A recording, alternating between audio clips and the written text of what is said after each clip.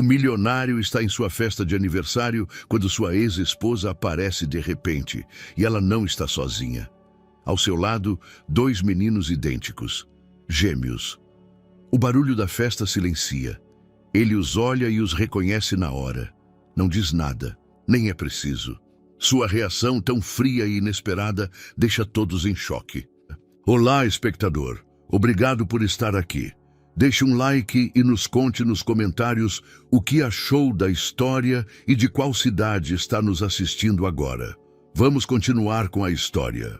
O salão de baile do Hotel Copacabana Palace, no Rio de Janeiro, brilhava sob a luz dos lustres de cristal. As colunas de mármore erguiam-se majestosas, ornamentadas com arranjos florais de orquídeas brancas e rosas vermelhas, que perfumavam o ambiente com sua fragrância delicada. Os convidados, vestidos com suas melhores roupas, conversavam animadamente, enquanto o champanhe francês fluía sem restrições e os garçons circulavam com bandejas de quitutes brasileiros. Heitor Almeida, com 50 anos recém-completados, encontrava-se no centro de todo esse esplendor. Sua figura imponente, vestida em um smoking italiano sob medida, irradiava o sucesso que havia conquistado através de décadas de trabalho implacável. Seus olhos escuros, que haviam intimidado competidores e seduzido sócios em igual medida, percorriam o salão com a satisfação de quem havia conquistado tudo o que se propusera. A celebração de seus 50 anos não era simplesmente uma festa, era uma declaração. Cada detalhe havia sido meticulosamente planejado para demonstrar o caminho extraordinário que havia percorrido desde sua juventude nos bairros humildes de Vila Leopoldina até se tornar um dos magnatas do mercado imobiliário mais influentes do Brasil. Os convidados presentes representavam o quem é quem do Rio: políticos, empresários, artistas e aristocratas, todos unidos em homenagem ao homem que havia transformado o horizonte da cidade maravilhosa. Isadora Santos, sua noiva de 28 anos, movia-se elegantemente entre os convidados. Seu vestido de seda azul noite ajustava-se perfeitamente à sua figura esbelta, e suas joias de diamantes capturavam a luz a cada movimento. Ela conhecera Heitor há 2 anos em um leilão de arte, e desde então havia se tornado a companheira perfeita para seus eventos sociais. Bela, inteligente e ambiciosa, mas sempre disposta a permanecer em segundo plano quando os negócios requeriam toda a atenção de Heitor. O discurso de agradecimento de Heitor havia sido um sucesso. Com seu carisma natural, ele conseguira arrancar risos e aplausos, enquanto relatava anedotas de seus primeiros projetos, sempre cuidando de mencionar cada pessoa influente presente na sala. Sua capacidade de lembrar nomes, datas e detalhes pessoais de cada convidado era lendária, e naquela noite não havia sido exceção. No entanto, sob aquela fachada de triunfo absoluto, Heitor carregava as cicatrizes invisíveis de uma infância marcada pela pobreza e pelo abandono. Seu pai havia desaparecido quando ele tinha 12 anos, deixando sua mãe, Dona Iracema, lutando para manter a família à tona. Essa experiência havia forjado em Heitor uma determinação férrea de nunca depender de ninguém, de controlar cada aspecto de sua vida com precisão militar. Sua generosidade era calculada, mas eficaz. Cada doação, cada favor, cada gesto benevolente tinha um propósito estratégico. Não era crueldade, mas pragmatismo puro. Ele havia aprendido desde jovem que no mundo dos negócios, como na vida, nada era gratuito. Até mesmo seu relacionamento com Isadora, embora baseado em um afeto genuíno, fazia parte de sua imagem cuidadosamente construída de empresário de sucesso com a vida pessoal perfeita. Os convidados continuavam a desfrutar da festa quando o ambiente mudou subitamente. As conversas apagaram-se como velas sob uma rajada de vento, e todos os olhares se dirigiram para as portas principais do salão. O murmúrio coletivo desvanecer-se até se transformar em um silêncio absoluto, tão profundo que se podia ouvir o tinir distante das taças de champanhe na cozinha.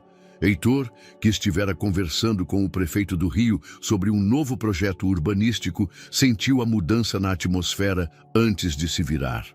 Seu instinto, aguçado por anos de negociações tensas e reuniões cruciais, o alertou de que algo extraordinário estava prestes a acontecer. Quando finalmente se virou para as portas, seu mundo parou. Catarina.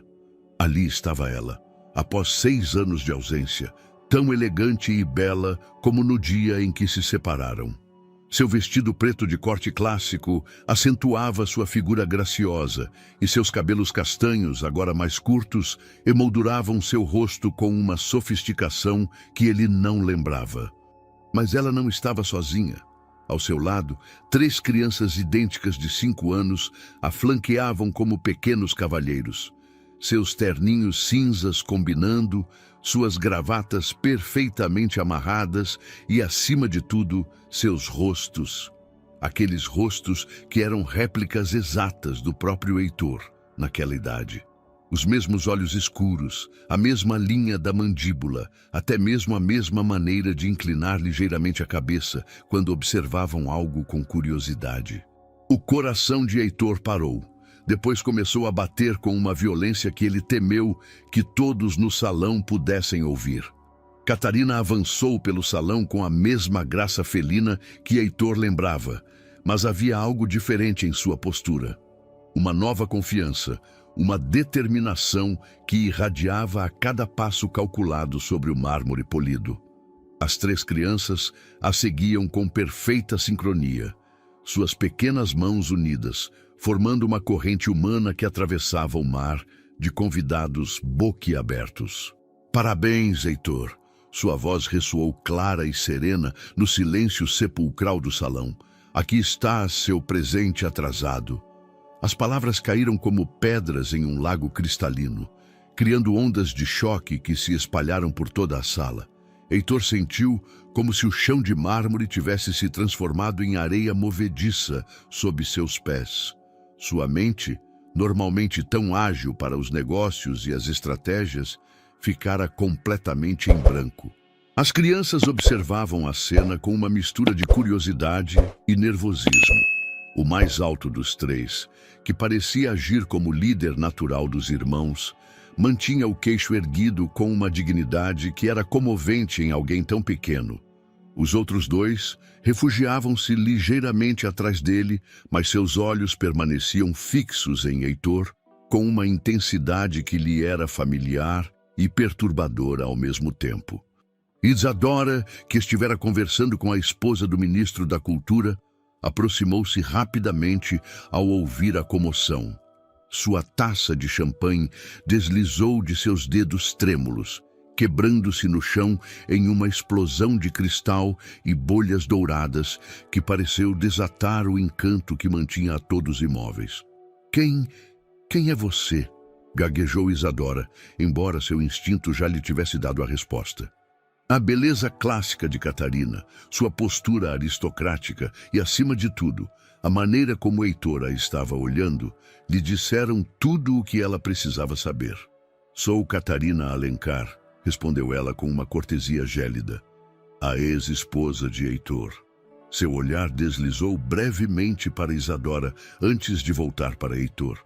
E estes são Bento, Caio e Vicente, seus filhos. O murmúrio coletivo que seguiu a essa declaração foi como o rugido distante de uma tempestade se aproximando. Os convidados começaram a trocar olhares carregados de significado, sussurros quase inaudíveis que se espalharam pelo salão como um incêndio. Heitor finalmente conseguiu encontrar sua voz, embora ela saísse rouca e estranha. Isso é impossível. Não pode ser. Bento, a criança que parecia liderar seus irmãos, deu um passo à frente. Mamãe diz que o senhor é nosso pai, declarou com a honestidade brutal da infância. Ela diz que nós somos iguais a você quando era pequeno. A semelhança era inegável e aterradora. não apenas nos traços físicos, mas em pequenos gestos. A maneira como Bento inclinava a cabeça quando esperava uma resposta, como Caio tamborilava nervosamente com os dedos na perna. A maneira como Vicente observava cada detalhe do luxuoso salão com uma intensidade quase analítica. 6 anos, murmurou Heitor, mais para si mesmo do que para os outros. Se passaram 6 anos desde que você me disse que nosso casamento fora um erro, completou Catarina com uma calma que contrastava brutalmente com a tempestade de emoções que se arremolinava em seus olhos verdes. Desde que você decidiu que seu império imobiliário era mais importante do que o que havíamos construído juntos. As lembranças atingiram Heitor como uma avalanche. A última discussão, as palavras cruéis trocadas, sua teimosia em priorizar uma fusão empresarial acima das tentativas desesperadas de Catarina para salvar seu casamento. Ele estivera tão consumido pela ambição de expandir seu império que não vira os sinais, não ouvira seus pedidos. Por que agora? Ele conseguiu articular finalmente. Por que depois de tanto tempo?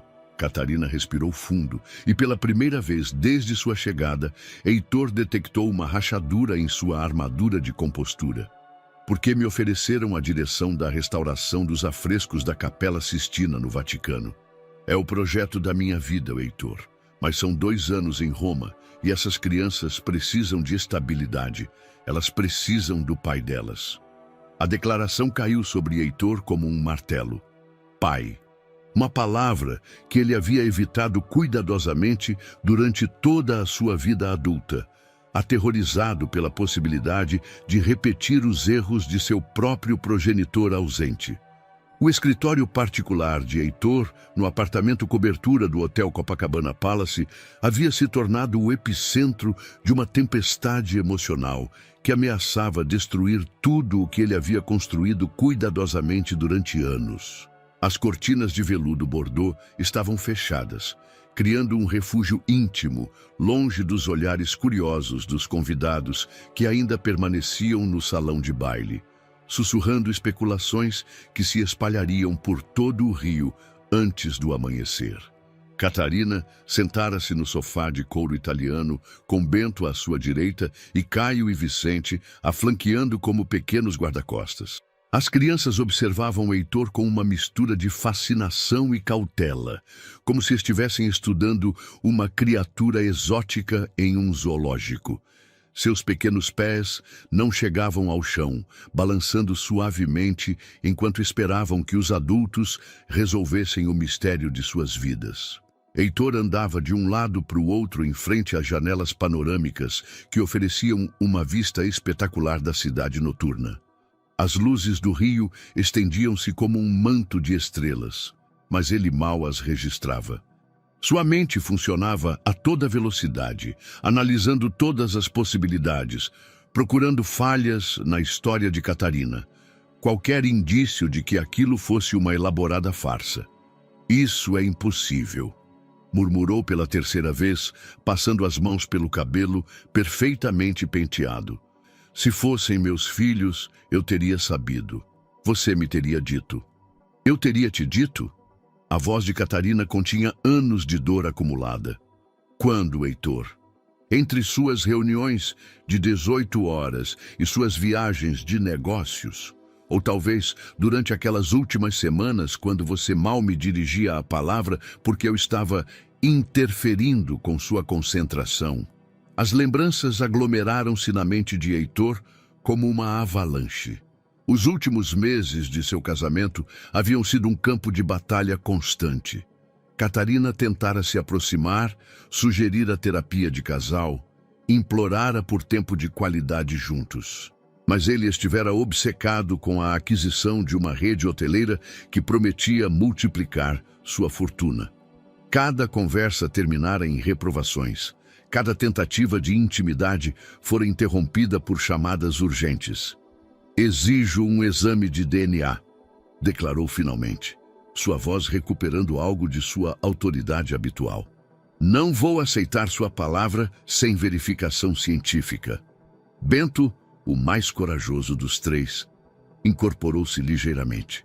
O que é um exame de DNA? Perguntou com a curiosidade genuína de uma criança de 5 anos.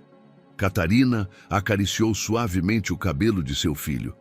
É quando os doutores usam a ciência para confirmar se alguém é realmente seu pai, meu amor. Mas nós já sabemos que ele é nosso pai, interveio Caio com lógica infantil. Vovó Iracema nos mostrou fotos de quando ele era pequeno. Nós somos iguais. O mundo de Heitor cambaleou. Vovó Iracema? Minha mãe conhece essas crianças? O sorriso que cruzou o rosto de Catarina foi a primeira expressão genuína de calor que ela mostrara desde sua chegada. Sua mãe é uma mulher extraordinária, Heitor. Ela nunca deixou de se perguntar por que não tinha netos. E quando finalmente a contatei há 3 anos, ela se tornou a avó mais devota que você possa imaginar. Vovó Iracema faz as melhores rabanadas do mundo, acrescentou Vicente, falando pela primeira vez desde sua chegada. Sua voz era suave, quase tímida, mas havia um brilho especial em seus olhos quando ele mencionou a velha. Heitor deixou-se cair em sua cadeira executiva, sentindo como se lhe tivessem arrancado o chão sob os pés. Sua mãe, a única pessoa no mundo em quem confiava completamente, mantivera esse segredo monumental durante anos. Quantas outras verdades ela havia ocultado? Quantas vezes ela visitara essas crianças, enquanto ele acreditava que ela passava as tardes assistindo a novelas em seu apartamento em Ipanema? Por quê? Sua voz saiu como um sussurro áspero. Por que me mantiveram afastado? Catarina ficou em silêncio por um longo momento, observando seus filhos com uma ternura que Heitor achou familiar e dolorosa. Era a mesma expressão que ela costumava ter quando falava de seus projetos de restauração, das obras de arte que salvava do desgaste do tempo. Porque eu tinha medo, admitiu finalmente. Medo de que você fizesse exatamente o que está fazendo agora. Questionar, analisar, tentar controlar a situação como se fosse mais uma transação comercial. Mas são meus filhos. A explosão emocional surpreendeu até mesmo o próprio Heitor. Ele raramente perdia o controle, mas a magnitude do que estava descobrindo havia rachado sua armadura cuidadosamente construída. Sim, respondeu Catarina com calma. Eles são. E durante 5 anos eu fui seu único pai e sua única mãe. Eu os cuidei quando eles tiveram febre, eu os consolei durante os pesadelos, eu os ensinei a andar, a ler, a ser bons seres humanos. O que você fez por eles? A pergunta ficou suspensa no ar como uma espada de Damocles. Heitor não tinha resposta, porque a verdade era devastadoramente simples. Ele não havia feito nada. Durante 5 anos, ele continuara com sua vida, construindo arranha-céus e acumulando riqueza, enquanto seus filhos cresciam sem ele. A clínica particular no exclusivo bairro do Leblon parecia mais um hotel de luxo do que um centro médico. Os pisos de mármore travertino refletiam a luz suave que se filtrava através das janelas de vidro chumbo, enquanto as paredes eram decoradas com reproduções de obras-primas do MASP. O Dr. Ricardo, um homem de meia idade com óculos dourados e um sorriso tranquilizador, havia sido médico da família Almeida por mais de uma década. Heitor esperava no elegante salão privado, seus dedos tamborilando nervosamente no braço da poltrona de couro. Durante os 3 dias que haviam se passado desde a revelação em sua festa de aniversário, ele mal dormira.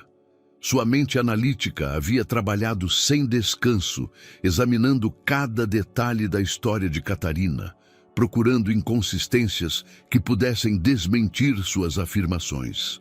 Isadora tentara consolá-lo, mas seus esforços pareciam mais direcionados a proteger sua própria posição do que a oferecer apoio genuíno. Com certeza é uma farsa sofisticada, ela havia murmurado na noite anterior, enquanto aplicava seu creme facial de caviar. Mulheres como ela são capazes de qualquer coisa para conseguir dinheiro. Mas Heitor conhecia Catarina melhor do que ninguém. Durante os 8 anos de seu casamento, ele havia admirado sua integridade inabalável, sua capacidade de se manter fiel a seus princípios, mesmo quando isso significava rejeitar oportunidades lucrativas. Ela nunca mostrara interesse por sua fortuna. Na verdade, insistira em manter contas bancárias separadas e rejeitara vários presentes caros que ele tentara lhe dar. A porta abriu-se e Catarina entrou com as 3 crianças. Durante aqueles dias de espera, Heitor tivera tempo de observá-las mais atentamente. Bento demonstrara ser um líder natural, organizando jogos e protegendo seus irmãos mais novos com uma determinação que lhe lembrava dolorosamente a si mesmo. Caio revelara uma mente analítica fascinante, fazendo perguntas profundas sobre o funcionamento das fontes e dos monumentos. Vicente, o mais sensível, mostrara uma criatividade artística surpreendente, desenhando constantemente em seu pequeno caderno. "Bom dia, Dr. Ricardo", cumprimentou Catarina com cortesia profissional. Apesar da tensão da situação, ela mantinha aquela elegância natural que havia apaixonado Heitor 2 décadas atrás, quando ele a conhecera em uma exposição de arte no Museu do Ibirapuera. "Eles vão nos furar com agulhas?", perguntou Bento com a franqueza típica de uma criança de 5 anos, olhando para o médico com curiosidade mais do que com medo. O Dr. Ricardo riu suavemente. "Não, meu pequeno. Só precisamos de um pouco de saliva. É tão fácil quanto cuspir em um tubinho." O procedimento foi rápido e indolor. As crianças o tomaram como um jogo, competindo para ver quem conseguia encher seu recipiente mais rápido. Heitor observou cada movimento, cada gesto, cada expressão. A maneira como Bento franzia o nariz quando se concentrava era idêntica a um hábito que ele tivera durante a infância. Caio mordia o lábio inferior da mesma maneira que Heitor o fazia quando refletia sobre problemas complexos. E Vicente? Vicente tinha aquele olhar sonhador que Dona Iracema sempre dissera que Heitor possuía quando era pequeno. "Os resultados estarão prontos em 48 horas", informou o Dr. Ricardo enquanto etiquetava cuidadosamente as amostras. "Eu os ligarei pessoalmente quando tivermos os resultados." Durante o trajeto de volta, as crianças conversavam animadamente no banco de trás do Mercedes de Heitor. Elas haviam insistido em viajar em seu carro, fascinadas pelos bancos de couro e pela tela sensível ao toque do sistema de entretenimento. Catarina permanecia em silêncio no banco do passageiro, observando a paisagem urbana carioca. "Mamãe disse que você constrói casas muito altas", comentou Caio, quebrando o silêncio incômodo. "É verdade que dá para ver toda a cidade de cima?" Heitor olhou pelo retrovisor e encontrou 6 olhos idênticos aos seus, observando-o com expectativa. "Sim, é verdade. Do último andar do meu prédio mais alto dá para ver até o Cristo Redentor em dias claros. A gente pode ir lá um dia?" A pergunta de Vicente foi quase um sussurro, mas carregada de esperança. "Talvez", respondeu Heitor, surpreendido pela ternura que havia se filtrado em sua voz. 48 horas depois, o telefone tocou no escritório de Heitor, enquanto ele revisava os planos de um novo shopping center. A voz do Dr. Ricardo era séria, mas não sombria. "Heitor, os resultados são conclusivos. A probabilidade de paternidade é de 99,97%. Bento, Caio e Vicente são definitivamente seus filhos biológicos." O telefone deslizou das mãos entorpecidas de Heitor, quebrando-se no chão de mármore de seu escritório. Durante vários minutos, ele permaneceu imóvel, processando a confirmação do que seu coração já havia começado a aceitar. Ele era pai. Depois de 50 anos de vida, depois de construir um império empresarial que se estendia por toda a América Latina, Depois de acumular riquezas que durariam gerações, ele descobrira que seu verdadeiro legado estava há 5 anos caminhando pelo mundo sem ele. A pequena casa de tijolos vermelhos em Copacabana contrastava dramaticamente com a opulência do apartamento de Heitor na Barra da Tijuca.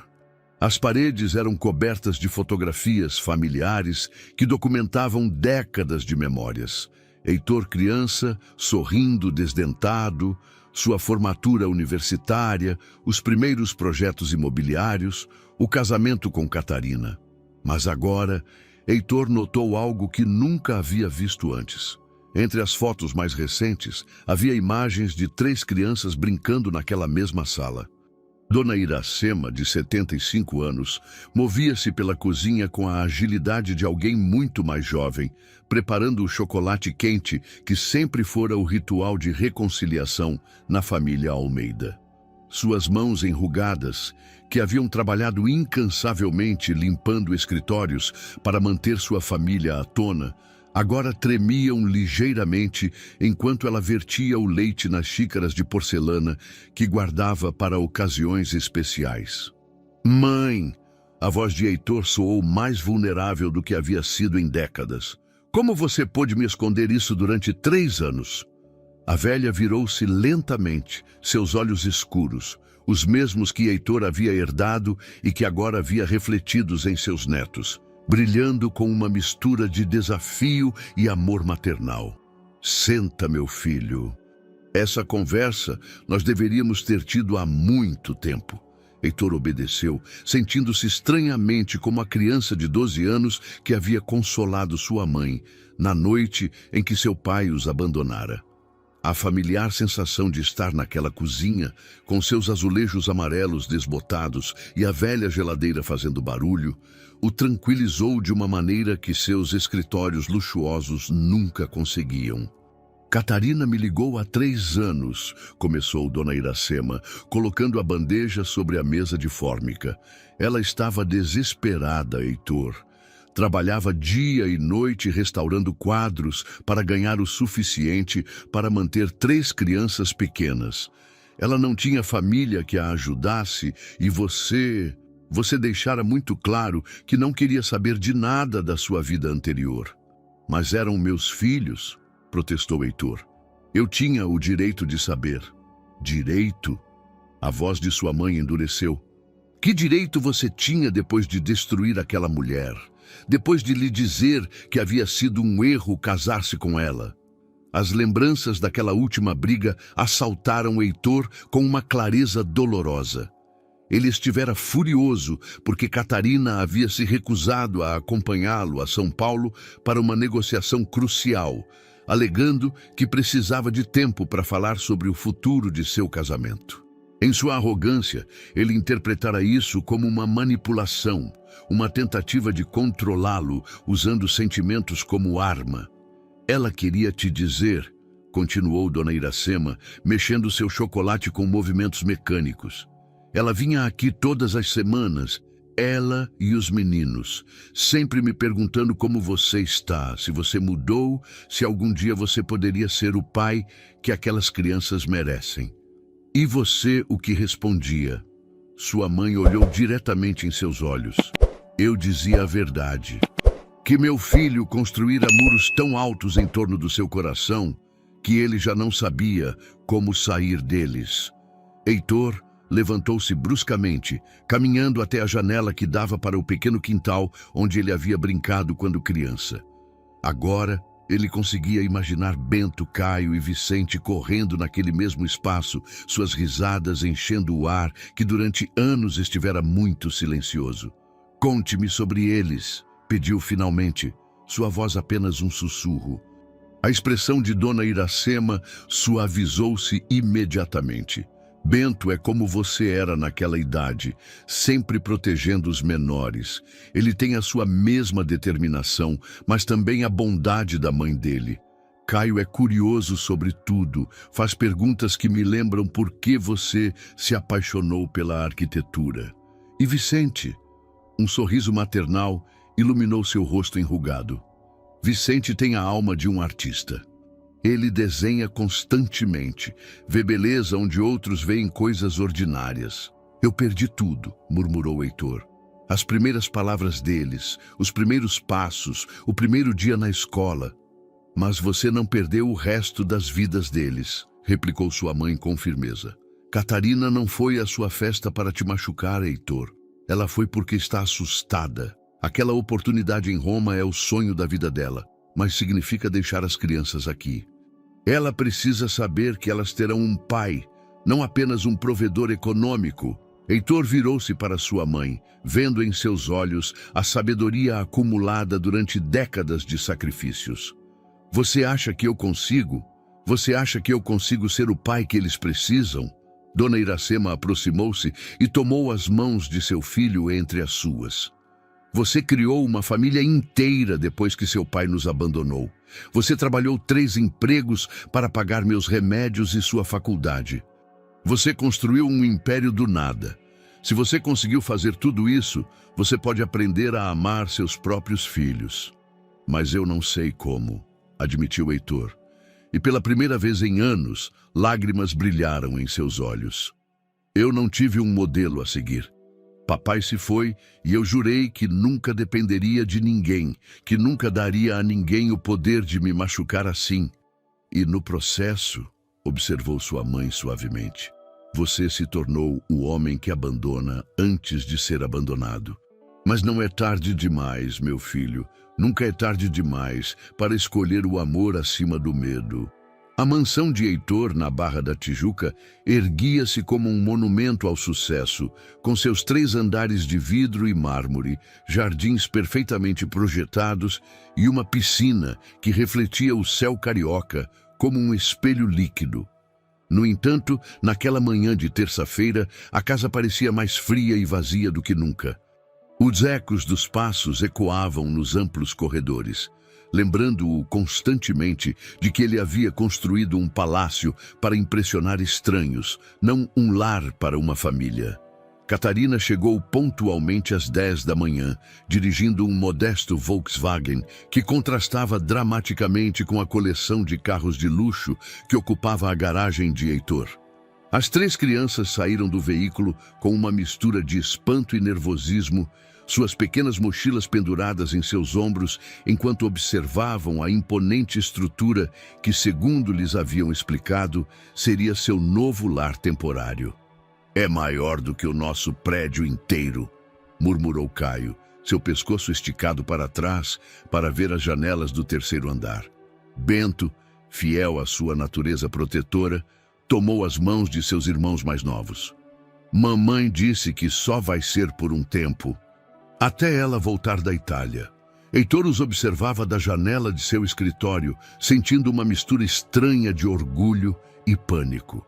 Durante os 4 dias transcorridos desde a confirmação da paternidade, ele contratara uma equipe de decoradores para preparar uma suíte completa na ala leste da casa. 3 quartos interligados, uma área de jogos, uma biblioteca infantil e até mesmo um pequeno ateliê de arte para Vicente. Tudo havia sido projetado com a eficiência de um projeto empresarial. Mas agora ele se perguntava se havia considerado realmente as necessidades emocionais das crianças. Isadora recebera a notícia da guarda temporária com um sorriso forçado que não enganou ninguém. Claro que eu entendo, dissera ela, embora sua voz soasse como cristal prestes a quebrar-se. É sua responsabilidade. No entanto, Heitor notara que ela começara a passar mais tempo em seu apartamento em Ipanema, alegando que precisava de espaço para processar a nova situação. A primeira refeição juntos foi um exercício de diplomacia tensa. Heitor ordenara que o chefe preparasse um cardápio infantil, mas as crianças mal tocaram na comida, claramente intimidadas pela sala de jantar formal, com sua mesa de mogno, que podia acomodar 20 pessoas, e seus lustres de cristal de bacará. Por que tem tantos garfos? Perguntou Vicente em voz baixa, observando a talheraria de prata como se fosse um quebra-cabeça complexo. Catarina, sentada na outra extremidade da mesa, interveio suavemente. Cada um tem um propósito diferente, meu amor. mas por enquanto use o que te parecer mais confortável. Na casa da vovó Iracema a gente come na cozinha, comentou Bento com a honestidade brutal da infância. E ela deixa a gente ajudar a cozinhar. Heitor sentiu uma pontada de algo que não conseguiu identificar imediatamente. Inveja? Tristeza? Sua mãe havia compartilhado com essas crianças a intimidade e o calor que ele havia perdido em sua busca obsessiva pelo sucesso material. Após o almoço, Catarina fez o tour pelos quartos preparados para as crianças. Heitor esperava expressões de espanto, mas em vez disso encontrou rostos pensativos e algo desorientados. Tudo é muito bonito, disse Bento diplomaticamente, mas onde estão os nossos brinquedos? A simples pergunta revelou um erro fundamental no planejamento de Heitor. Ele havia comprado móveis novos, instalara tecnologia de última geração, até mesmo encomendara obras de arte originais apropriadas para crianças. Mas havia se esquecido do mais importante: os objetos que transformam um espaço em um lar. Os brinquedos estão no carro, explicou Cecília. Achei que vocês gostariam de arrumar o quarto sozinhos. Durante a próxima hora, Heitor observou fascinado enquanto seus filhos transformavam os cômodos perfeitamente projetados. Davi colocou cuidadosamente uma coleção de carrinhos de brinquedo em uma estante, organizando-os por cores com uma precisão que lhe lembrou sua própria necessidade de ordem. Theo espalhou um complexo jogo de construção, começando imediatamente a edificar estruturas geométricas que demonstravam uma compreensão espacial surpreendente para a idade dele. Antônio, o mais silencioso, encontrou o canto perto da janela e começou a desenhar, sua concentração absoluta enquanto capturava no papel a vista dos jardins. São crianças extraordinárias, murmurou Heitor, quando ele e Cecília se encontraram sozinhos no corredor. São mesmo, concordou ela, mas havia uma tristeza em sua voz. Tiveram que ser. Crescer sem pai os tornou mais independentes do que deveriam ser na idade deles. Cecília, Heitor começou, mas as palavras travaram em sua garganta. Como se desculpa por 5 anos de ausência? Como se expressa o arrependimento por decisões que moldaram irreversivelmente a vida de 3 pequenos seres humanos? Não precisa dizer nada agora, interrompeu ela suavemente. Só deixe-os ser crianças. Não tente comprar o amor deles com presentes caros ou experiências extraordinárias. Eles precisam de constância, rotina e, acima de tudo, precisam saber que você estará lá quando precisarem. Naquela noite, enquanto Heitor tentava se concentrar nos relatórios financeiros, ouviu risadas vindas da ala leste da casa. Seguindo o som, encontrou os 3 meninos de pijama, construindo uma fortaleza com as almofadas dos sofás na área de jogos. Por um momento, simplesmente ficou observando, sentindo algo cálido e desconhecido se expandir em seu peito. Davi o viu primeiro. Quer ajudar? Estamos construindo um castelo.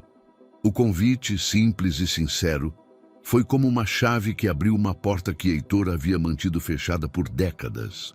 3 semanas haviam se passado desde que os meninos se mudaram para a mansão, e Heitor havia começado a estabelecer uma rotina que jamais imaginou possível. Suas manhãs, que antes começavam às 5 com revisões de mercados internacionais, agora incluíam tomar café da manhã com 3 pequenos que transformavam a elegante cozinha em um palco de risadas e pequenos desastres controlados. Naquela tarde de sexta-feira, Heitor se encontrava em seu escritório revisando os contratos para a construção de um novo complexo residencial em Florianópolis. Os planos se estendiam sobre sua mesa de mogno, cobertos de anotações e cálculos precisos que representavam meses de planejamento meticuloso. A luz dourada do pôr-do-sol carioca se filtrava pelas janelas panorâmicas, criando um ambiente de concentração que havia sido seu santuário por décadas. Contudo, ao mover uma pasta, algo colorido chamou sua atenção. Entre os documentos empresariais sérios, havia 3 desenhos que ele não se lembrava de ter visto antes. Ele os pegou com cuidado, reconhecendo imediatamente o estilo artístico único de cada um de seus filhos. O primeiro desenho, claramente obra de Davi, mostrava uma figura alta, vestida com um terno e uma capa vermelha esvoaçando ao vento. A figura tinha os braços estendidos, como se estivesse voando, e a seus pés havia prédios pequenos e detalhados. No canto superior, com a letra cuidadosa de uma criança de 5 anos, dizia: "Meu pai super-herói que constrói casas para famílias." O segundo desenho pertencia obviamente a Theo. Era mais técnico, mostrando um prédio alto com janelas perfeitamente alinhadas e uma figura no topo apontando para o horizonte. Havia flechas e pequenas anotações que tentavam explicar como funcionava a construção. O título dizia: "Papai, o arquiteto mais inteligente do mundo." Mas foi o terceiro desenho que fez Heitor sentir como se lhe tivessem tirado o ar dos pulmões. Antônio havia desenhado uma família. Uma mulher bonita com cabelos castanhos, 3 crianças pequenas de mãos dadas e uma figura masculina que as observava de longe com expressão triste. Mas o que mais impactou Heitor foi o detalhe no canto. A figura masculina tinha uma lágrima escorrendo pela bochecha e abaixo, com letra trêmula, estava escrito: "Papai sentia nossa falta antes de nos conhecer." As mãos de Heitor tremeram enquanto ele segurava os desenhos. Nunca havia considerado que Cecília pudesse ter falado dele de forma positiva para os meninos. Durante os anos de separação, ele havia assumido que sua ex-esposa os teria enchido de ressentimento em relação ao pai ausente. Em vez disso, esses desenhos revelavam que ela havia construído uma imagem heróica dele, alimentara em seus filhos o desejo de conhecer o homem que, segundo a mãe deles, os amava à distância. A porta do escritório se abriu suavemente e Antônio espiou sua pequena cabeça. "Posso entrar?" "Mamãe está falando ao telefone com a galera da Itália." "Claro", respondeu Heitor, guardando rapidamente os outros documentos, mas mantendo os desenhos à vista. "Foi você quem colocou esses aqui?" Antônio se aproximou timidamente, suas bochechas corando levemente. "Nós fizemos para o senhor. Davi disse que talvez o senhor visse se a gente colocasse na sua mesa de trabalho." São incríveis", murmurou Heitor, abaixando-se para ficar na altura da criança. "Você me contaria sobre este?" Ele apontou para o desenho da família. Os olhos de Antônio se iluminaram. "Mamãe sempre nos dizia que tínhamos um papai que nos queria muito, mas que estava muito ocupado construindo coisas importantes. Dizia que um dia, quando fôssemos maiores, poderíamos conhecê-lo." "E o que mais ela te contava sobre mim?" "Que construía casas tão bonitas que as pessoas se sentiam felizes morando nelas. Que quando era criança como nós, também gostava de fazer torres com blocos. E que..." Antônio baixou a voz como se estivesse compartilhando um segredo. Tinha o coração mais gigante do mundo, mas às vezes se esquecia de mostrá-lo às pessoas. Heitor sentiu algo se quebrar dentro de seu peito. Cecília havia mantido viva sua imagem paterna por 5 anos, construíra uma ponte de amor e esperança que permitira que aquele momento fosse possível. Em vez de se encher de amargura por seu abandono, ela escolhera encher seus filhos de expectativas positivas sobre o pai deles. "Antônio", disse Heitor com a voz rouca, "você gostaria de me ajudar com algo muito importante?" O menino assentiu com entusiasmo.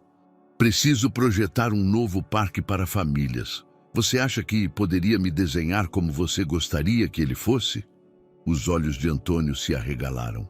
"Um parque de verdade? Que operários de verdade vão construir?" "Um parque de verdade", confirmou Heitor, "para que crianças como você e seus irmãos tenham um lugar especial onde brincar." Durante a próxima hora, Heitor observou fascinado, enquanto Antônio criava o projeto mais imaginativo que ele já vira. Escorregadores que pareciam arco-íris, balanços suspensos de nuvens desenhadas, e no centro, uma fonte com a forma de um castelo onde as famílias podiam fazer piqueniques. "Sabe o que é melhor de tudo?" perguntou Antônio, enquanto adicionava os últimos detalhes. "O quê?" "Que agora o senhor está aqui de verdade e já não precisa sentir nossa falta de longe." Naquela noite, Heitor ligou para sua equipe de arquitetos. Ele ia construir o parque de Antônio, exatamente como o menino o havia desenhado. Seria seu primeiro projeto projetado não para impressionar investidores ou ganhar prêmios, mas para fazer felizes 3 pequenos que haviam esperado 5 anos para conhecer o pai deles. Pela primeira vez em décadas, Heitor Domingues estava construindo algo com o coração e não apenas com a mente. O domingo à tarde, na casa de Dona Ofélia, tinha um ritmo diferente do resto da semana. A pequena cozinha se enchia de aromas familiares, enquanto os meninos ajudavam a preparar as tradicionais rabanadas, suas pequenas mãos enfarinhadas e suas risadas ecoando por toda a casa. Heitor observava da soleira, ainda se adaptando a essa nova rotina familiar que havia substituído seus habituais domingos de golfe no clube. "Vô", chamou Davi, usando o termo que havia adotado naturalmente para se referir a Heitor. "Você pode pegar o açúcar na estante alta?" A palavra "vô" havia sido uma brincadeira que surgira quando Theo comentou que Heitor era muito velho para ser pai. E embora inicialmente tivesse incomodado Heitor, agora ele havia começado a achá-la adorável. Era como se os meninos tivessem criado sua própria maneira de incluí-lo em suas vidas, sem as expectativas pesadas que a palavra pai carregava. Dona Ofélia emergiu do quarto com uma caixa de papelão antiga nas mãos. "Heitor, enquanto os meninos terminam as rabanadas, tem algo que quero te mostrar. Algo que guardei durante todos esses anos." Eles se dirigiram à pequena sala, onde uma televisão velha ocupava o lugar central. A velha tirou uma filmadora digital da caixa, um modelo que Heitor se lembrava de ter dado para Cecília de aniversário anos atrás. Suas mãos tremeram levemente enquanto conectava o dispositivo à televisão. "Sua ex-mulher me deu isso há 1 ano", explicou Dona Ofélia. "Disse que havia chegado a hora de você ver o que realmente aconteceu." A tela se iluminou, mostrando o interior do antigo apartamento que Heitor e Cecília haviam compartilhado durante seu casamento. A data no canto inferior marcava uma data que Heitor reconheceu imediatamente, o dia anterior à sua separação definitiva, 6 anos atrás. Na tela apareceu Cecília, mais jovem e radiante, decorando cuidadosamente a mesa de jantar com velas e flores. Ela vestia o vestido azul que ele havia dito ser o favorito dela, e seu sorriso era luminoso, enquanto colocava 2 taças de champanhe e um pequeno presente embrulhado em papel dourado. "Hoje vou dar a notícia mais maravilhosa para o Heitor", dizia Cecília à câmera, claramente se gravando. "Depois de 3 anos tentando, finalmente estou grávida. E não é só um bebê, são trigêmeos." Sua risada era pura alegria. "Preparei tudo para quando ele chegar da reunião dele. Essa vai ser a noite mais especial de nossas vidas." Heitor sentiu como se o ar tivesse sido sugado de seus pulmões. Ele se lembrava daquela noite vividamente, mas de uma perspectiva completamente diferente. Ele havia chegado tarde, exausto depois de 15 horas negociando a aquisição mais importante de sua carreira até aquele momento. Cecília havia tentado falar com ele sobre algo importante, mas ele estivera obcecado em revisar contratos, argumentando que tudo o mais podia esperar. No vídeo, Cecília esperava sentada no sofá, olhando constantemente para a porta. As horas passavam. As velas se consumiam lentamente. O champanhe perdia suas bolhas. À medida que o vídeo avançava, a expressão esperançosa de Cecília se transformava gradualmente em desilusão, depois em tristeza e, finalmente, em uma resignação que partia o coração. "São 2 da manhã", sussurrava ao final do vídeo, com lágrimas escorrendo pelas bochechas. "Acho que ele terá que esperar. Tudo terá que esperar como sempre." A tela ficou preta, mas o silêncio na sala de Dona Ofélia era ensurdecedor. Heitor havia ficado imóvel, processando a magnitude do que acabara de ver. Naquela noite, enquanto Cecília esperava para compartilhar a notícia mais importante de suas vidas, ele estivera em seu escritório até às 3 da manhã, perdido em números e projeções, completamente alheio ao milagre que crescia no ventre de sua esposa. "No dia seguinte", murmurou Heitor, "quando ela tentou falar comigo antes da minha viagem para Londres, ela estava reunindo coragem para tentar de novo", confirmou Dona Ofélia. "Mas você estava furioso porque ela havia recusado te acompanhar, não é?" As lembranças se aglomeraram como uma avalanche. A briga terrível, as palavras cruéis que haviam trocado, sua declaração de que o casamento fora um erro que interferia com suas ambições. Cecília havia tentado interrompê-lo várias vezes, mas ele havia interpretado cada tentativa como uma manipulação emocional. "Ela foi embora naquela mesma noite", lembrou Heitor, sua voz apenas um sussurro. "Quando voltei de Londres, o apartamento estava vazio. Ela descobriu que estava grávida 3 dias depois de ir embora", acrescentou sua mãe. "Naquela altura, você já havia trocado as fechaduras e enviado os papéis do divórcio." Heitor cobriu o rosto com as mãos. Durante 6 anos, ele havia construído uma narrativa em que ele era a vítima, onde Cecília o havia abandonado por ser muito bem-sucedido, muito ambicioso. Mas a verdade era devastadoramente simples. Ele estivera tão obcecado em construir seu império que havia destruído o único que realmente importava. Da cozinha chegavam as risadas de seus filhos, alheios ao drama que se desenrolava na sala. Essas risadas, que agora enchiam seus dias de uma alegria que ele não sabia que lhe faltava, poderiam ter sido parte de sua vida durante os últimos 5 anos se ele tivesse sido capaz de parar, de ouvir, de valorizar o amor acima do sucesso. A galeria de arte no bairro de Ipanema estava preparada para a inauguração de uma exposição de artistas emergentes quando Verônica decidiu fazer seu movimento mais calculado. Ela havia observado por 1 mês como Heitor se transformava gradualmente, como suas prioridades mudavam de uma maneira que ameaçava diretamente seus planos de se tornar a senhora Domingues e herdar o estilo de vida que tanto desejava. Naquela noite, enquanto Heitor assistia à reunião escolar dos meninos, algo que jamais teria feito antes, Verônica havia entrado na mansão com sua própria chave. Ela conhecia perfeitamente a casa e sabia exatamente onde encontrar o que procurava. As 3 pinturas restauradas por Cecília, que Heitor guardava em segredo em seu escritório particular. As obras eram pequenas, mas requintadas. Uma paisagem paulista do século XVIII, um retrato de uma dama baiana da época romântica e uma natureza morta que Cecília havia salvo de um convento em ruínas.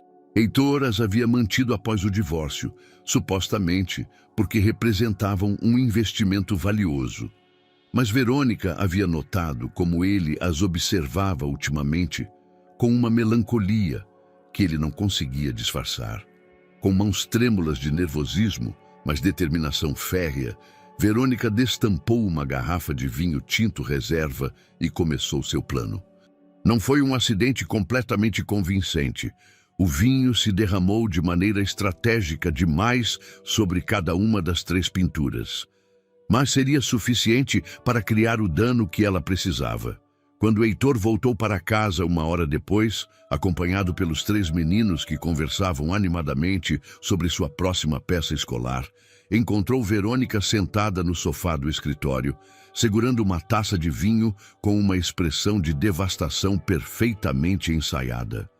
"Heitor, foi horrível", soluçou ela. "Eu tropecei e... oh, meu Deus, as pinturas..." Os olhos de Heitor se dirigiram imediatamente às obras. O vinho havia penetrado profundamente na pintura restaurada, criando manchas irreversíveis que destruíam anos de trabalho meticuloso. A paisagem paulista tinha uma mancha roxa que atravessava o céu dourado. O retrato da dama mostrava uma marca que desfigurava completamente seu rosto sereno. A natureza morta estava praticamente destruída. Como? A voz de Heitor saiu rouca, mas não era a fúria que Verônica esperava. Era algo muito mais profundo, uma tristeza que parecia vir da alma. Eu estava mexendo nas coisas para fazer espaço para minhas coisas, mentiu Verônica. E tropecei. Sinto muito, meu amor. Sei que elas tinham valor sentimental. Davi, Theo e Antônio haviam entrado silenciosamente no escritório, atraídos pelas vozes tensas. Seus olhos infantis imediatamente captaram a tensão no ar e as pinturas arruinadas sobre a mesa. Essas foram a mamãe quem fez? Perguntou Antônio com voz baixa, reconhecendo o estilo delicado de restauração de sua mãe. Heitor assentiu, incapaz de falar. Essas pinturas representavam o melhor do talento de Cecília, horas de trabalho paciente e amoroso que agora estavam destruídas para sempre. Mas mais que isso, elas representavam a conexão artística que ele havia admirado em segredo durante todos aqueles anos. A paixão de Cecília por salvar a beleza do esquecimento. Foram as primeiras obras que ela restaurou depois do nosso casamento, murmurou finalmente. Ela me deu de presente pelo meu primeiro grande sucesso empresarial. Verônica sentiu uma pontada de pânico ao ver que seu plano não estava funcionando como ela esperava. Em vez de se enfurecer com Cecília pelas complicações que ela havia trazido para suas vidas, Heitor parecia se afundar mais profundamente na nostalgia. Podemos comprar outras pinturas? Sugeriu rapidamente. Melhores, mais valiosas. Essas eram do passado. O olhar que Heitor lhe lançou foi tão frio que Verônica recuou instintivamente. Era o mesmo olhar que ela havia visto nas reuniões de negócios quando alguém havia subestimado gravemente sua inteligência. Podemos? Sua voz era perigosamente suave. Podemos comprar as horas que Cecília passou salvando essas obras da destruição? Podemos comprar a paixão que ela colocou em cada pincelada de restauração? Davi se aproximou do pai e, com a intuição emocional das crianças, tomou sua mão. Mamãe pode consertar, disse com confiança. Ela conserta coisas que estão muito quebradas. Ela diz que tudo pode ser salvo se você tiver paciência e amor. Essas palavras simples ressoaram no silêncio do escritório como uma revelação. Heitor olhou para as pinturas destruídas, depois para Verônica, depois para seu filho e, finalmente, compreendeu algo fundamental sobre as diferenças entre as duas mulheres em sua vida. Cecília criava, salvava, restaurava. Verônica, em seu desespero por assegurar sua posição, escolhera destruir. A metáfora era tão clara que era dolorosa. Acho, disse Heitor lentamente, que precisamos conversar, Verônica, a sós. Os meninos, percebendo a tensão adulta que não compreendiam completamente, se retiraram para seus quartos. Verônica ficou sozinha com Heitor, de repente consciente de que sua jogada desesperada havia revelado algo sobre seu caráter que ela não poderia mais recuperar. O grito agudo de Davi da cozinha cortou o ar matutino como uma faca. Heitor, que estava revisando e-mails em seu escritório, sentiu como se uma descarga elétrica tivesse atravessado seu corpo. Correu para a cozinha e encontrou seu filho no chão, com o rosto inchado e dificuldades para respirar, enquanto Theo e Antônio o cercavam com terror nos olhos. Ele não consegue respirar, gritou Theo, suas pequenas mãos trêmulas, enquanto tentava ajudar o irmão. Heitor não perdeu tempo em análises. Seus instintos, afinados por anos de tomar decisões rápidas, sob pressão, se ativaram imediatamente. Ele pegou Davi nos braços, gritou instruções precisas para Carmen, a governanta, para que cuidasse dos outros meninos e saiu correndo para seu Mercedes enquanto discava o número de Cecília. "É o Davi", disse ele assim que ela atendeu. "Reação alérgica grave. Estou indo para o Hospital Albert Einstein." O trajeto até o hospital foi um pesadelo de semáforos vermelhos e trânsito lento, enquanto Heitor observava pelo retrovisor como o rosto de Davi inchava mais e sua respiração se tornava mais difícil. Pela primeira vez em sua vida adulta, ele se sentiu completamente indefeso. Todo o seu dinheiro, todas as suas conexões, todo o seu poder não serviam de nada quando seu filho lutava para respirar no banco de trás. Cecília chegou ao hospital 5 minutos depois deles, com o rosto pálido, mas mantendo aquela calma férrea que Heitor se lembrava das crises do passado. Ela viera diretamente de seu ateliê de restauração, ainda com manchas de tinta nas mãos, mas sua presença imediatamente tranquilizou tanto Davi quanto Heitor. "Ele é alérgico a castanhas", explicou a equipe médica enquanto segurava a mão de Davi. Nunca tinha sido tão grave antes. As próximas horas se tornaram uma vigília silenciosa.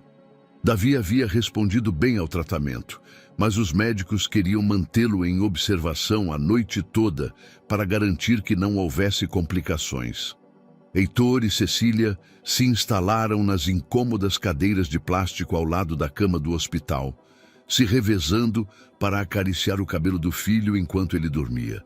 "Eu estava com medo", murmurou Heitor por volta da meia-noite, quebrando horas de silêncio contemplativo.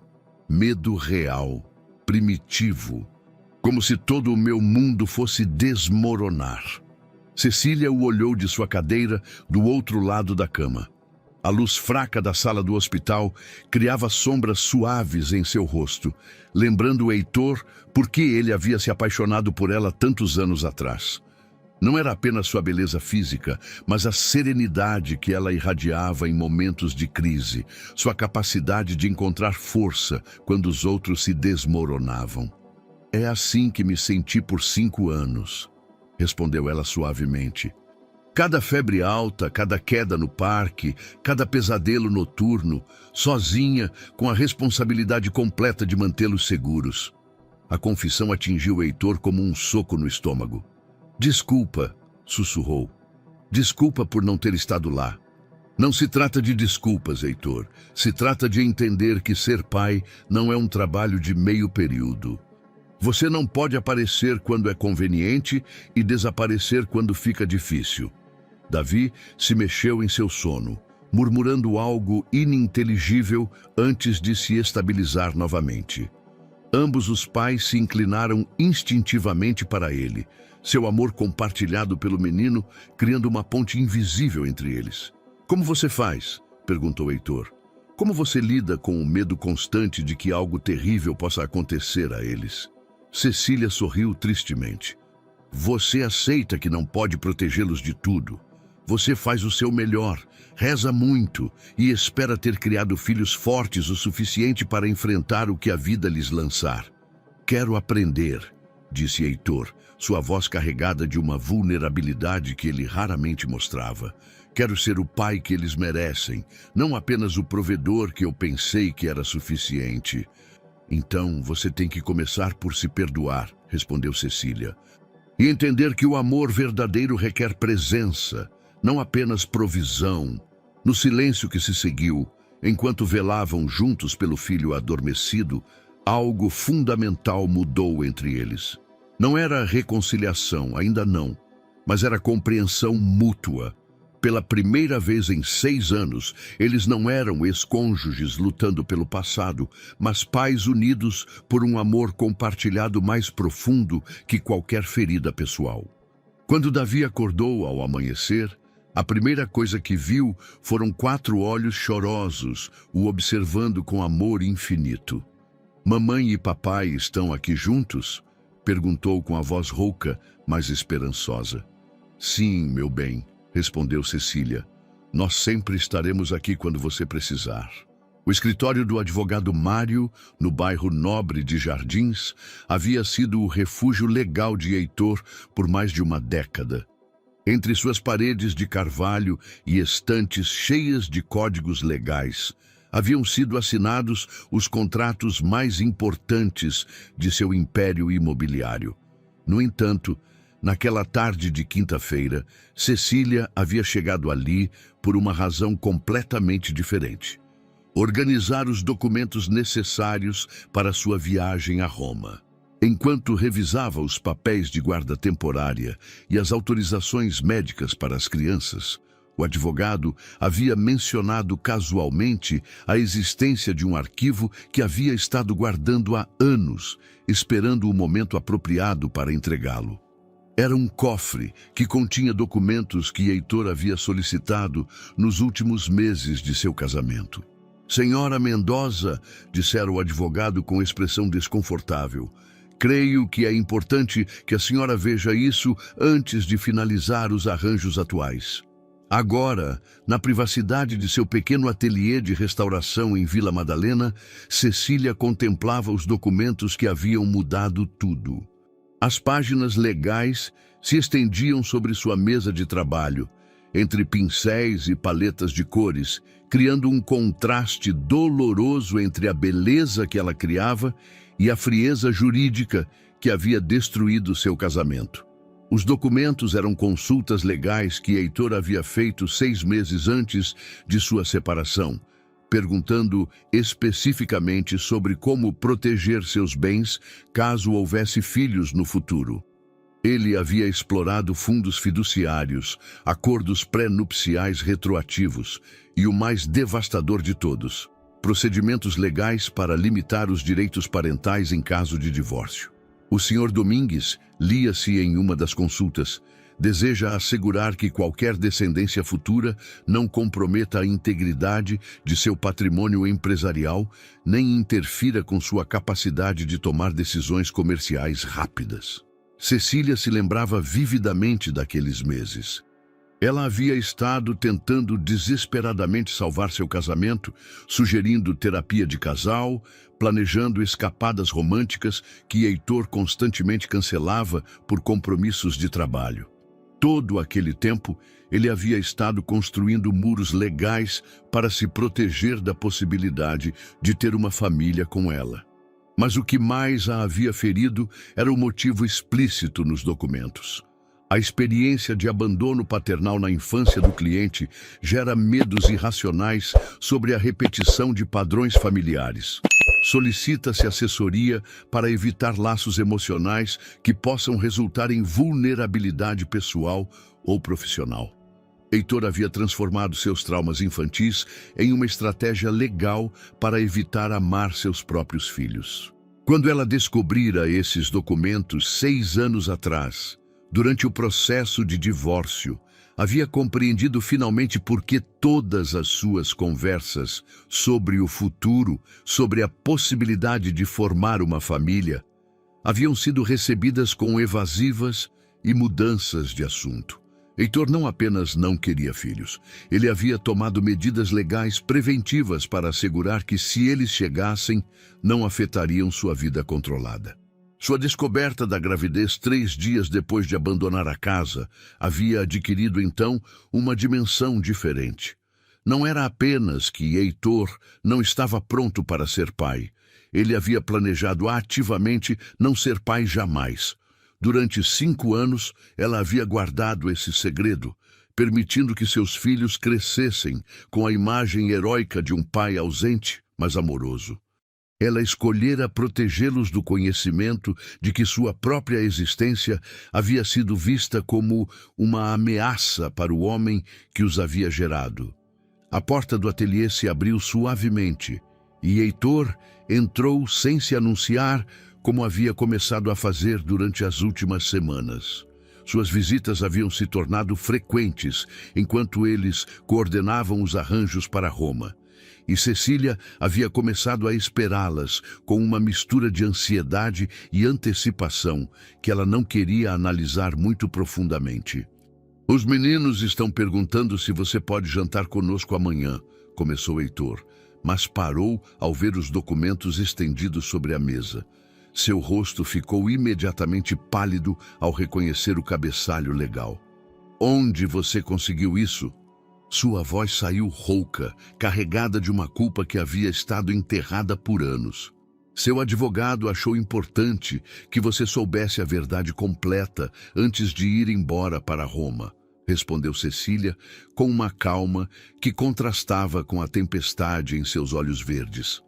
Eu queria ter certeza de que você entende exatamente com quem estou deixando meus filhos. Heitor se aproximou lentamente, como se os documentos fossem explosivos.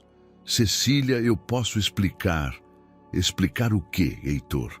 Explicar que enquanto eu sonhava com nosso futuro juntos, você estava planejando como se livrar legalmente de qualquer filho que pudéssemos ter? Eu estava com medo, admitiu ele, sua voz apenas um sussurro. Eu estava com medo de me tornar meu pai. Então, você se tornou algo pior, replicou Cecília. Seu pai os abandonou por covardia. Você os rejeitou antes mesmo de existirem. O restaurante Fasano era o cenário perfeito para as ocasiões especiais de Heitor, com suas toalhas de linho branco, cristaleria de bacará e vistas panorâmicas de São Paulo que se estendiam até o horizonte. Naquela noite de sexta-feira, Valentina havia escolhido cuidadosamente o local, consciente de que precisava de todo o luxo e sofisticação ao seu lado para a conversa que planejava há semanas. Vestia um elegante vestido preto de Givenchy, suas joias de diamantes refletindo a luz suave das velas, enquanto esperava Heitor com uma taça de champanhe Veuve Clicquot entre suas mãos perfeitamente cuidadas. Chegara cedo para garantir a mesa perto das janelas, a mesma onde Heitor a havia pedido em casamento 8 meses antes, quando o futuro parecia tão claro e promissor. Heitor chegou com 20 minutos de atraso, desculpando-se distraidamente enquanto se sentava. Sua mente claramente estava em outro lugar, e Valentina notou imediatamente os pequenos sinais que conhecia tão bem. A forma como ele verificava seu celular constantemente, esperando mensagens dos meninos, e como seus olhos se perdiam na distância quando achava que ela não o observava. Precisamos conversar sobre nosso futuro, começou Valentina sem rodeios, decidindo que a sutileza já não era uma opção. Sobre o que realmente queremos dessa relação. Claro, respondeu Heitor automaticamente, embora fosse evidente que apenas parte de sua atenção estivesse presente. O que você tem em mente? Valentina respirou fundo, preparando-se para o momento que definiria seu destino. Quero que mandemos os meninos para um internato na Suíça. Existem instituições excelentes que podem dar a eles a melhor educação, enquanto nós nos focamos em nossa vida a dois. As palavras caíram sobre a mesa como uma bomba silenciosa. Heitor deixou sua taça de vinho a meio caminho dos lábios, olhando para Valentina como se ela estivesse falando um idioma completamente estranho. Desculpa. Pense logicamente, continuou Valentina, interpretando seu choque como consideração. Eles são muito pequenos para entender o que um relacionamento adulto exige. Um internato lhes daria estrutura, disciplina, as melhores conexões para o futuro deles. E nós poderíamos recuperar nossa intimidade, planejar o casamento que merecemos. Valentina, a voz de Heitor saiu perigosamente baixa. Você está falando dos meus filhos. Estou falando do nosso casamento, replicou ela, sentindo que a conversa não se desenvolvia conforme seus planos. Do que construímos juntos antes que essas complicações aparecessem. Complicações? Heitor deixou seu guardanapo sobre a mesa com um movimento brusco. É assim que você vê Daniel, Mateus e Alexandre? Valentina percebeu que havia usado a palavra errada, mas era tarde demais para se retratar. Não é que eu não os aprecie, mas sejamos realistas. Você não me procurou para ser padrasto. Você se apaixonou pela mulher que era livre para dedicar toda a sua atenção a você. E eu te pedi em casamento antes de saber que tinha filhos, admitiu Heitor. Mas agora as coisas mudaram. Exatamente o meu ponto. Valentina inclinou-se para a frente, acreditando que havia encontrado uma abertura. As coisas mudaram sem nosso consentimento, mas ainda podemos escolher nosso caminho. Os meninos estarão bem cuidados, receberão a melhor educação, e nós, não. A palavra saiu de Heitor com uma finalidade que fez com que vários outros clientes próximos se virassem para olhar. Não o quê? Não vou mandar meus filhos embora. Não vou repetir o abandono que marcou minha própria infância. E definitivamente não vou escolher entre eles e qualquer outra pessoa. Valentina sentiu como se o chão se abrisse sob seus pés. Essa não era a reação que ela havia antecipado. Ela contara que Heitor, confrontado com a escolha entre o conforto de sua vida anterior e as complicações da paternidade instantânea, escolheria o familiar. Então, disse ela com voz trêmula, você está me dizendo que escolhe 3 crianças que acabou de conhecer em detrimento da mulher com quem planejava passar o resto da vida. Heitor olhou para ela por um longo momento, e em seus olhos, Valentina viu algo que a aterrorizou. Clareza absoluta. Estou te dizendo que escolho meus filhos acima de qualquer pessoa que me peça para abandoná-los. Isso é um ultimato, então, murmurou Valentina, suas últimas esperanças se desvanecendo. Não, respondeu Heitor, levantando-se da mesa. Não é um ultimato, é uma revelação. Sobre o que realmente importa e sobre quem realmente somos. Ele dirigiu-se à saída, deixando Valentina sozinha no elegante restaurante, cercada pelo luxo que ela acreditava ser a única coisa de que precisava para ser feliz. Pela primeira vez em sua vida adulta, Heitor Almeida havia escolhido o amor incondicional acima da conveniência, e no processo havia descoberto algo sobre si mesmo que não sabia que existia. A costa de Florianópolis se estendia como uma pintura impressionista sob o céu dourado do pôr-do-sol. As ondas do Atlântico quebravam suavemente contra as rochas, enquanto uma brisa salgada carregava o aroma do mar em direção à pequena casa de praia onde Heitor e Cecília se conheceram 20 anos atrás, durante um curso de verão sobre patrimônio artístico brasileiro. Era o último fim de semana antes da partida de Cecília para Roma, e os meninos insistiram em fazer essa viagem familiar para criar memórias especiais antes da separação temporária. Daniel, Mateus e Alexandre corriam pela areia, construindo castelos elaborados que as ondas destruiriam em poucas horas, mas que naquele momento representavam toda a magia da infância. Heitor observava Cecília da varanda de madeira da casa alugada. Ela estava sentada nas rochas, desenhando em seu caderno enquanto vigiava os meninos. Seus cabelos castanhos ondulavam com a brisa marinha. A imagem lhe lembrou vividamente o dia em que a vira pela primeira vez naquela mesma praia, quando era um jovem arquiteto ambicioso e ela uma estudante de arte apaixonada por salvar obras-primas da deterioração do tempo. Mamãe, papai, gritou Alexandre da beira da praia. Venham ver nosso castelo. Tem torres como os prédios do papai. A palavra papai já não lhe causava o pânico que sentira meses atrás. Agora, cada vez que a ouvia, sentia um calor que se estendia do peito para preencher cada canto de seu ser. Durante as últimas semanas, ele começara a entender que a paternidade não era uma responsabilidade a ser suportada, mas um privilégio a ser apreciado. Naquela noite, depois de deitar os meninos no quarto que compartilhavam com vista para o mar, Heitor e Cecília sentaram-se na varanda com 2 taças de vinho tinto. O silêncio entre eles já não era desconfortável. Tornara-se a espécie de quietude contemplativa que apenas pessoas que se conheciam profundamente compartilhavam. Você se lembra da primeira vez que viemos aqui? Perguntou Heitor, quebrando suavemente o silêncio. Você me disse que ia construir um hotel naquela colina. sorriu Cecília, apontando para as alturas. E eu te disse que você era um bárbaro sem alma artística. E você estava certa, admitiu ele. Naquela época, tudo o que eu via eram oportunidades de negócios. Eu não sabia apreciar a beleza que já existia. Cecília olhou para ele com curiosidade. E agora? Agora eu entendo que a verdadeira riqueza não se constrói. Ela se descobre.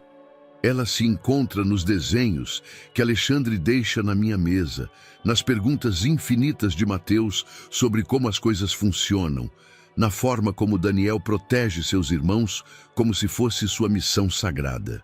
Ele levantou-se de sua cadeira e ajoelhou-se diante de Cecília, tomando suas mãos entre as suas. Não havia anel, não havia planejamento elaborado, apenas a urgência de expressar uma verdade que crescia em seu coração há meses. Cecília, passei os últimos 6 anos construindo muros para me proteger da dor, e os últimos 5 meses aprendendo que o amor verdadeiro exige coragem, não proteção. Eu não quero que você vá para Roma sentindo que isso é temporário. Heitor, começou ela, mas ele continuou. Eu sei que não mereço uma segunda chance. Eu sei que te machuquei de maneiras que talvez nunca possam ser completamente curadas. Mas também sei que o que encontramos aqui com nossos filhos é valioso demais para deixar ir. Cecília sentiu lágrimas escorrendo por suas bochechas. O projeto em Roma é a oportunidade da minha vida. E eu já não sou o homem que te pediria para recusá-la, respondeu Heitor. Mas eu sou o homem que quer estar ao seu lado enquanto você a persegue. Eu quero que tenhamos uma base sólida aqui, uma família de verdade, para que quando você volte de Roma, você volte para casa, não apenas para uma casa. Você está me pedindo em casamento de novo? Estou te pedindo para me dar a oportunidade de ser o marido que você merecia da primeira vez, o pai que nossos filhos precisam, e o homem que nunca mais priorizará o sucesso acima do amor. Da janela dos meninos veio um sussurro conspiratório de Daniel. Vocês acham que ela vai dizer sim? Cecília riu através das lágrimas. Acho que temos uma plateia. Os melhores momentos da vida sempre têm, murmurou Heitor, esperando sua resposta com o coração batendo como se fosse a primeira vez que arriscava tudo por amor. Sim, sussurrou Cecília. Mas desta vez, nós construímos juntos. 1 ano depois, a mansão em Alphaville havia experimentado uma metamorfose tão profunda que os antigos visitantes mal a reconheciam. Os corredores que outrora ressoavam com o eco solitário dos passos de um homem obcecado pelo sucesso, agora vibravam com as risadas de uma família que havia aprendido a construir seu lar sobre os alicerces do amor genuíno. A sala principal, onde Heitor havia organizado jantares formais para impressionar sócios comerciais, transformara-se em um espaço aconchegante onde os sofás de couro italiano conviviam harmoniosamente com construções de Lego, livros de histórias abertos e os últimos desenhos de Alexandre colados com orgulho nas paredes de mármore. Era a noite da nova celebração do aniversário de Heitor. Mas desta vez, o contraste com a festa do ano anterior era tão acentuado que pareciam eventos de universos paralelos. Em vez de 200 convidados vestidos a rigor, havia 50 pessoas queridas, família, amigos verdadeiros e alguns sócios que se tornaram algo mais do que contatos comerciais durante o último ano. Dona Guilhermina, radiante em seu vestido azul marinho, presidia uma mesa repleta de pratos tradicionais que ela mesma havia insistido em preparar. Aniversários se celebram com comida feita com amor, declarara, recusando categoricamente a sugestão de contratar o serviço de catering mais exclusivo de São Paulo. Daniel, Mateus e Alexandre corriam entre os convidados como pequenos anfitriões, orgulhosos de mostrar sua casa e de apresentar nosso pai a qualquer um que não o conhecesse. Suas personalidades haviam se desenvolvido lindamente durante aquele ano. Daniel mantivera sua natureza protetora, mas aprendera também a delegar e confiar. Mateus canalizara sua curiosidade para projetos de ciências que enchiam seu quarto de experimentos fascinantes, e Alexandre florescera como artista, suas obras adornando não apenas a casa, mas também o novo escritório de Heitor. Cecília havia voltado de Roma 3 semanas antes, após completar com sucesso a restauração de um afresco do século XVI, no Vaticano, que havia sido considerado perdido para sempre.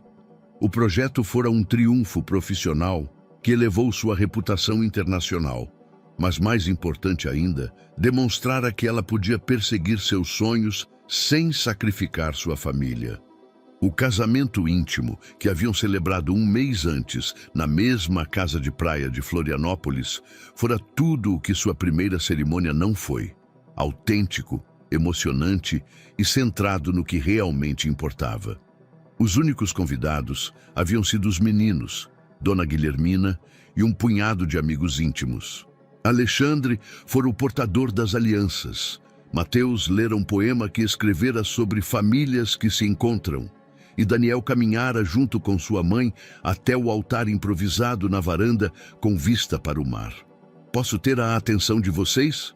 A voz de Heitor cortou suavemente as conversas. Ele estava no centro da sala, mas em vez do smoking de estilista do ano anterior, vestia uma camisa branca simples e jeans, seu visual relaxado refletindo a transformação interna que havia experimentado. "Há exatamente 1 ano, celebrei meu aniversário de 50 anos neste mesmo lugar, acreditando que havia alcançado tudo o que a vida podia oferecer. Eu tinha sucesso, riqueza, reconhecimento. Mas naquela noite descobri que tudo o que havia construído era uma casca vazia, porque havia esquecido o ingrediente mais importante: o amor." Seus olhos encontraram os de Cecília, que o observava com o sorriso que havia reconquistado seu coração. "Esta mulher extraordinária me ensinou que a verdadeira construção não se faz com aço e concreto, mas com paciência, compreensão e perdão. Que os projetos mais importantes não se medem em metros quadrados, mas em momentos compartilhados." Daniel, Mateus e Alexandre aproximaram-se espontaneamente, formando um círculo familiar que simbolizava a unidade que haviam forjado juntos. E estes 3 pequenos arquitetos do coração me ensinaram que ser pai não é dar ordens à distância, mas construir sonhos lado a lado, dia após dia. Ele ergueu sua taça de vinho, mas em vez do champanhe caro das celebrações passadas, continha o tinto caseiro que Dona Guilhermina havia preparado especialmente para a ocasião. Pelos laços familiares que se perdem e se reencontram, pelos recomeços disfarçados de crises, e por descobrir que o verdadeiro sucesso se mede em abraços recebidos ao final do dia, não em números em contas bancárias. Enquanto os convidados brindavam, Cecília aproximou-se de Heitor e sussurrou em seu ouvido: "Sabe o que é melhor dessa nova história que estamos escrevendo?" "O quê?" "Que ela mal começou. O magnata que um dia havia medido seu valor pela altura de seus prédios, agora sabia que a construção mais importante de sua vida era a família que crescia a cada dia nos alicerces do amor, da paciência e da presença." Ele havia aprendido que alguns tesouros não se encontram ao final do caminho do sucesso, mas nos desvios inesperados que nos levam de volta para casa. Espero que você tenha gostado da história de hoje. Inscreva-se no canal para não perder mais histórias como essa. Deixe seu like e comente abaixo o que você achou da história. Nos vemos no próximo vídeo.